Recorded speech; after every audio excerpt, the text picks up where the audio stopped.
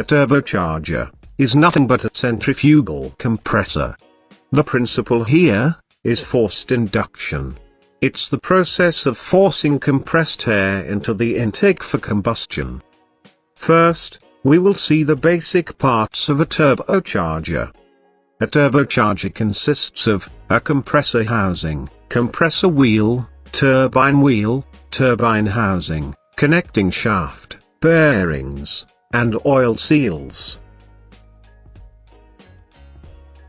The middle part held together is called a cartridge.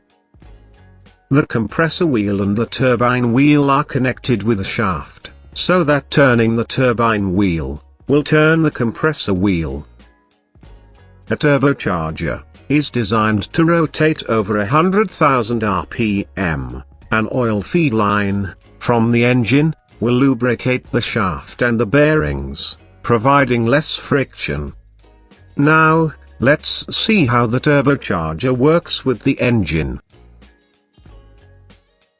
An engine without any forced induction device is a naturally aspirated engine. The air is pulled in through an air filter by the suction force of the piston. Then it gets mixed with the fuel, compressed, and gets ignited.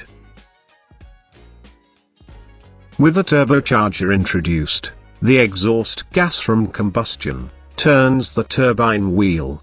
This turns the compressor wheel, and more air is compressed and fed to the engine. Let's take a closer look.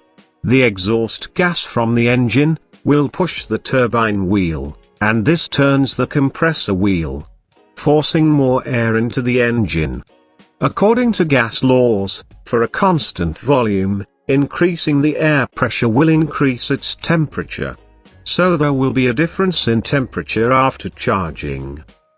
Forcing this air into the engine can reduce efficiency and cause knocking. In order to cool this air, an intercooler is introduced.